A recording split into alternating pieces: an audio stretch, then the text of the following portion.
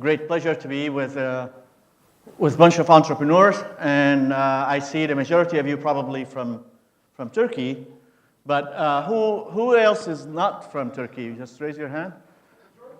Oh, wow, this is terrific. All right, it's even better. This is like the universe. This is what I do in Silicon Valley. It's like the universe of black box. We bring companies exclusively that they're from outside of the US and outside of Silicon Valley, and we put them together in a house for 2 weeks to live together, and we bring great speakers to them, and they learn so much from each other. So it's amazing what I've discovered, how much learning is to be had when you have people that they're coming from diverse backgrounds. So the more the diversity, the different cultures, the different countries that you come from, the more the willingness to collaborate and learn from each other. So as I mentioned earlier, my name is Fadi Bishara. I'm originally from Syria. I've been in Silicon Valley for 23 years. I've lived most of my career have been working with startups. For over 15 years, I helped build teams for a lot of very successful companies in Silicon Valley. More than 70% of them, 70-some% of them have exited, and several are doing very, very well.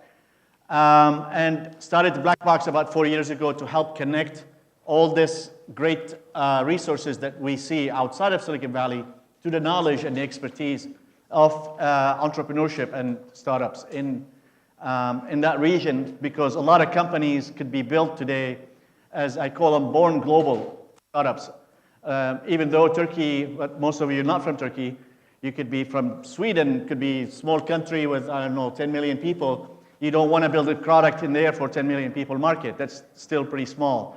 So unless you're in the US or in China or Brazil, where there's really meaningful size market, more than likely it shouldn't be necessarily a strategy.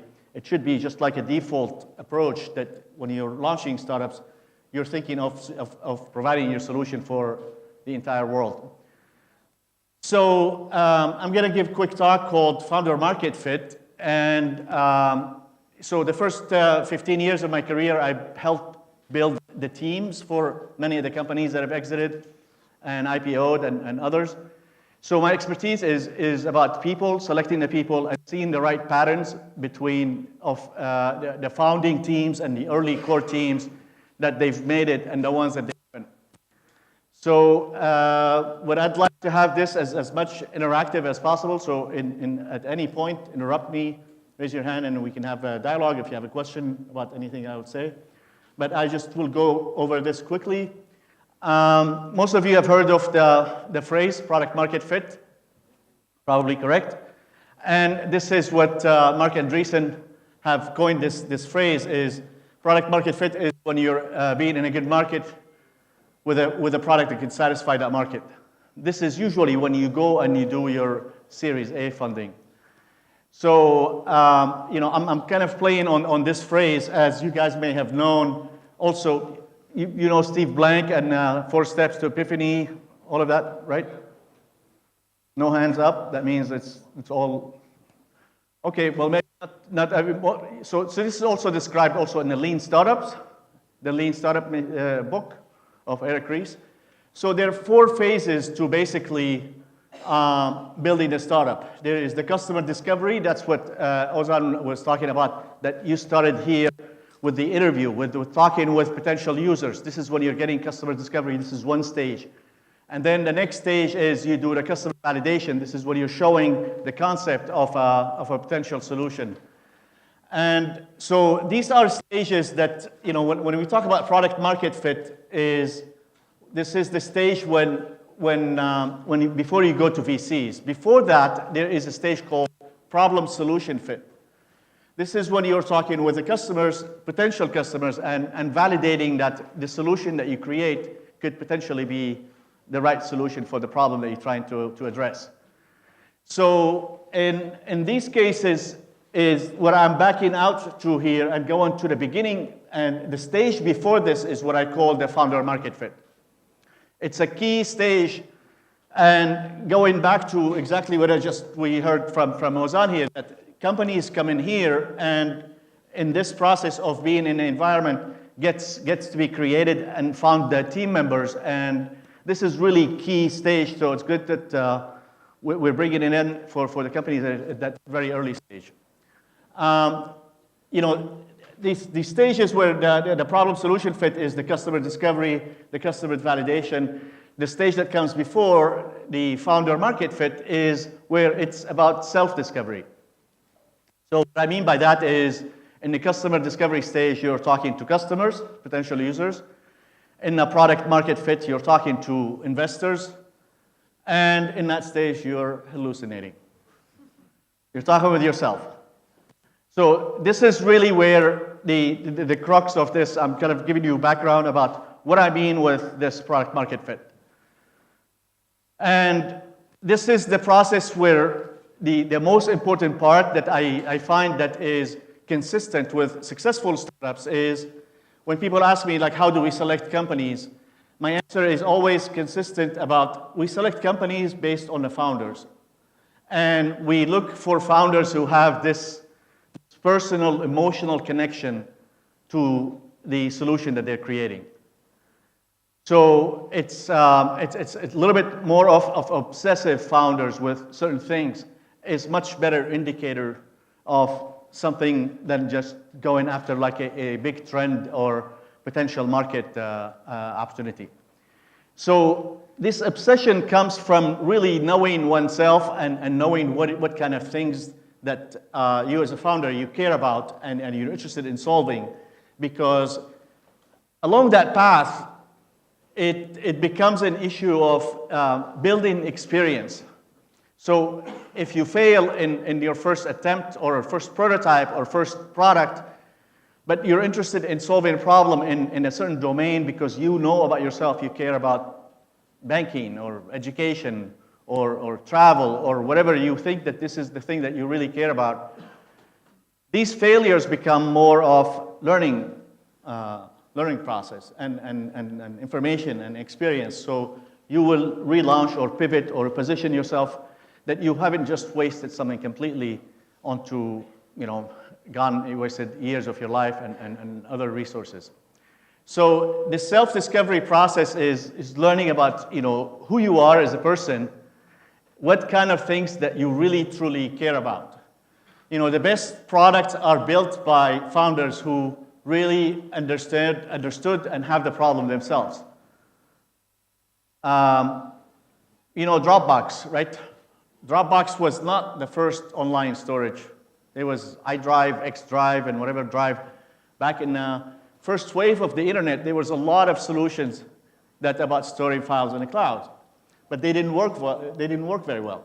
They didn't satisfy that needs of the, they didn't sync. It was, then you had to upload them and access them, and if they get changed and all of that. So that was a problem that Drew Houston had himself. And he went and decided to build an online storage that could really solve his own problem.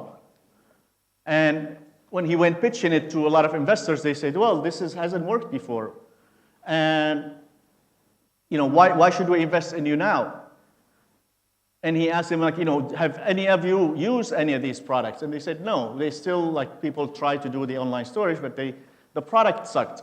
So the more you understand the problem yourself, the more likely that you are going to create a solution that really is going to be nailing that problem better than just targeting things that they're just because they're sexy, they're hot right now, the investors putting money in them or something like that.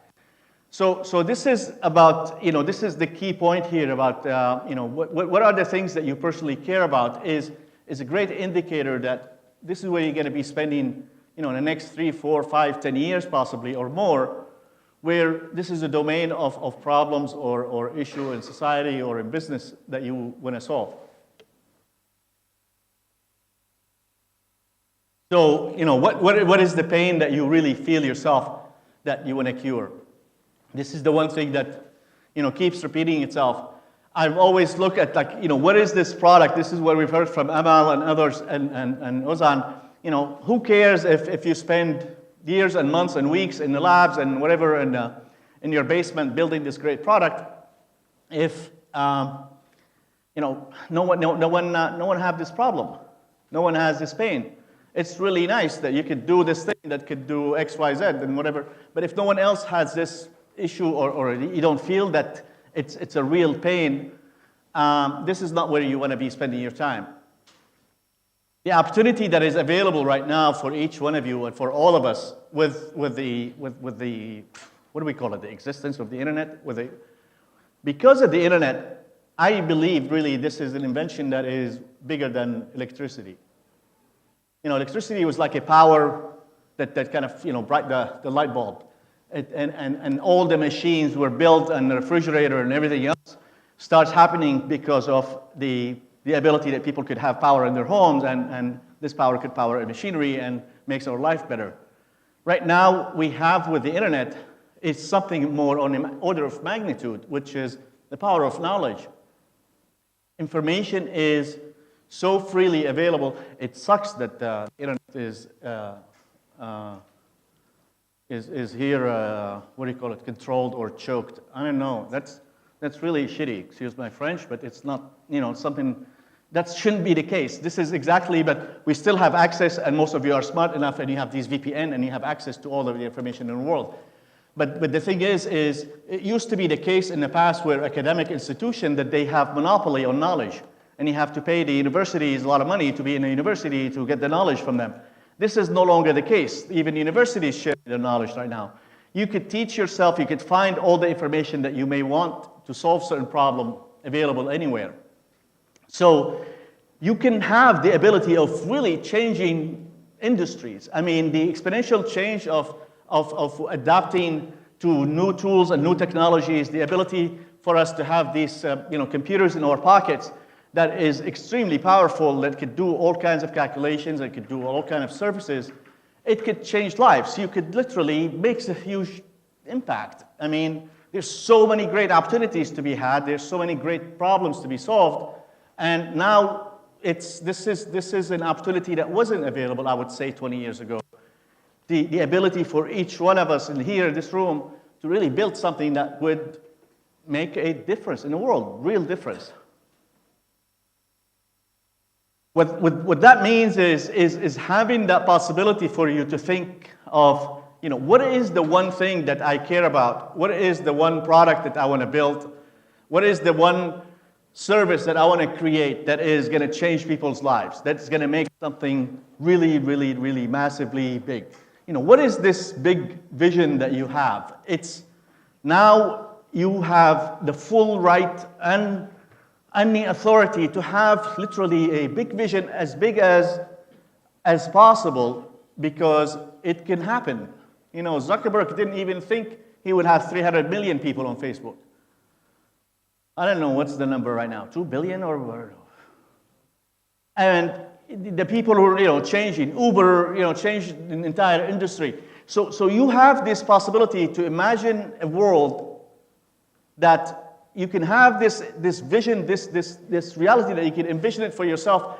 You could build something that would have people have different lives, and your life will be different, and your neighbors and your city and even in other countries, because of the product that you built. And the people who are doing this, they're no different than any of you in here. It takes hard work, it takes luck, and it takes bringing good mentors and resources and investors. But it's possible, and it's worth to go at it full-blown efforts. And having this big vision is the way that kind of you want to start. Now you've discovered about yourself, you care about certain issue, you want to change education, you want to solve traffic in big cities, you want to talk about solving hunger and other things. They're big problems that we can have in the world, and you've identified something, and you have this big vision. Now, this possibility that you have to have a big vision is great, but big vision doesn't happen, as they say, vision without execution is hallucination. So you need to make this stuff happen. It's not good enough just to imagine that, the world will be great. But the point about having a big vision is, how do I get this to really be? How do I get this product to exist? How do I make this happen? So having a big vision means that it takes a lot of work. You're going to need to get a lot of help. So we're not talking about the help that, you're going to have hire people to help you. When you have a big vision, when you want to solve the traffic in Istanbul, when you want to change education in the Middle East, or when you want to change banking or business rules or something on this kind of magnitude, you're going to need help bigger than just what you could buy and you could hire. And this kind of help it's going to come sometimes from really random places. It's almost by luck. If you ask most of these successful people, I've known several of them, what I call them BF, before famous. And they're billionaires and others, and the most honest ones, you tell them, so what happened? How, could you tell us, how did you make it? They tell you, well, we got lucky. We all have to get a little bit of a luck break along the way. Again, we don't just bank on the luck and sit on the sofa.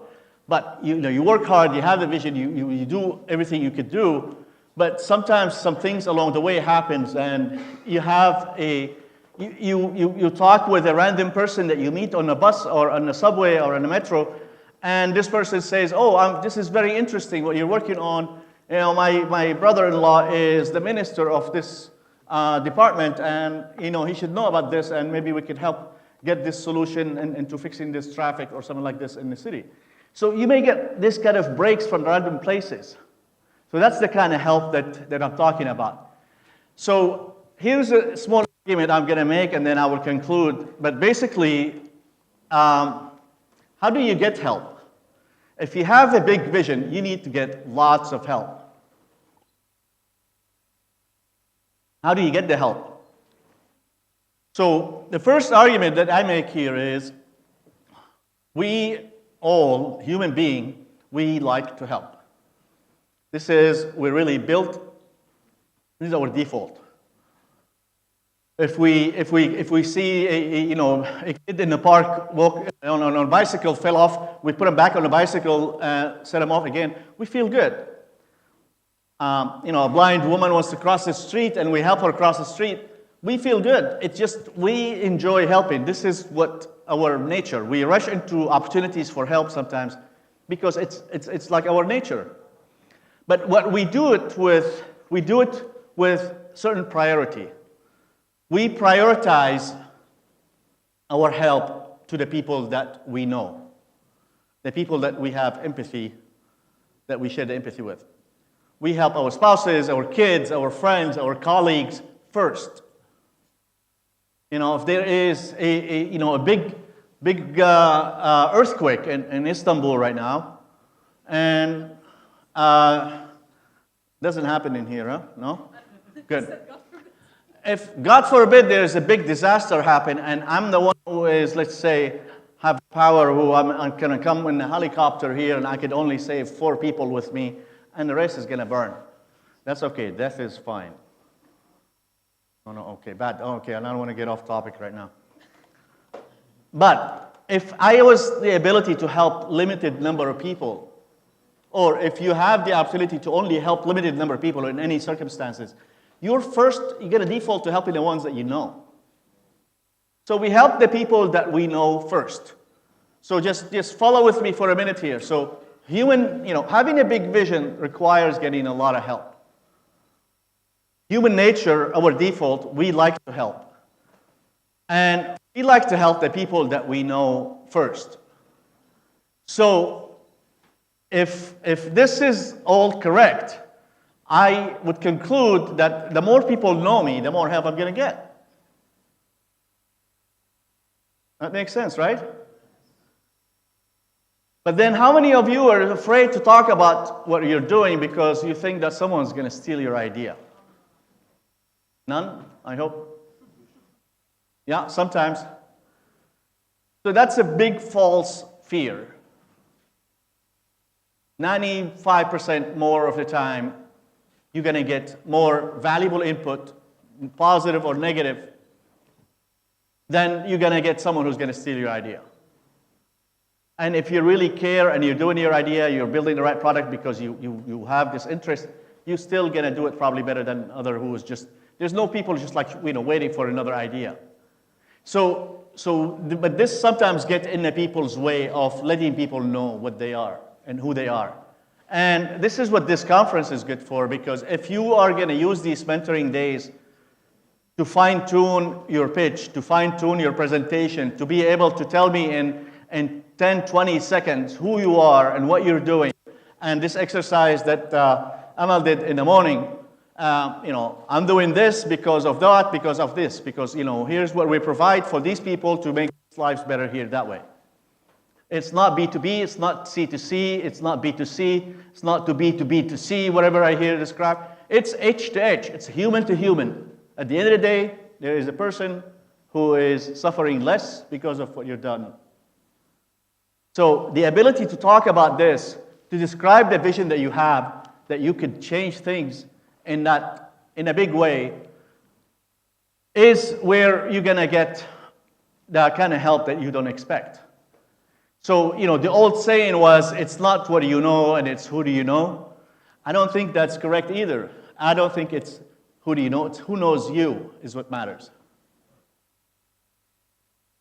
So, this is basically the message that I have for you here, that we have a great opportunity in the next couple of days for all of you to master stepping into making sure that you're building something you care about, that you're tackling a domain or an area of interest that is big enough for you, that you have imagined the possibility of making something very impactful and change lives as a result of what you're going to put your life into.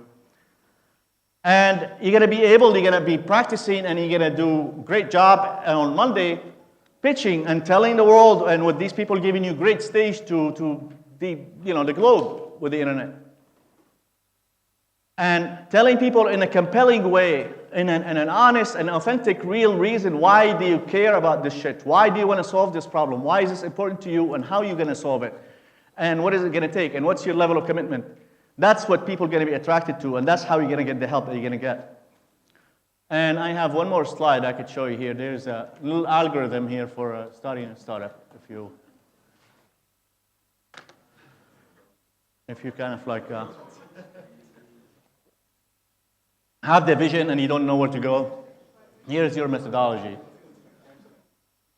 And I'll end with this. I would say thank you for your time and attention. I'll be happy to answer any question you may have.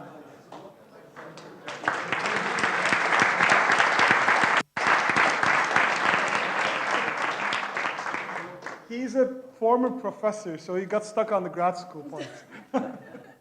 Okay. I've always maybe offend academics.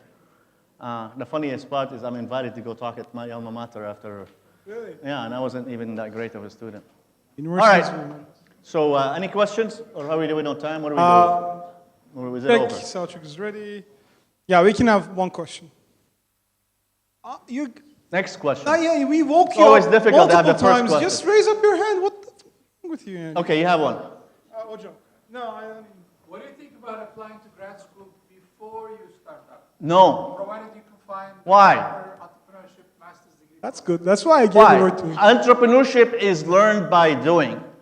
I would suggest grad schools for knowledge, for digging deep into a topic I want to understand and I want to learn about. I go with the academia and dig into research. What if there's a disruptive master's program? No. No, you can't convince me. That's that's called distraction. Follow your passion. Follow what you want to solve. You don't need to learn more than what you would learn by doing. Jumping in, launching something, putting something out is the way to go. Yeah, I mean, we run an accelerator in the university, but again, they have dug deep, and we're trying to take them up Right. from what they think. All right, thank you so much. Thank Big you. round of applause. Thanks.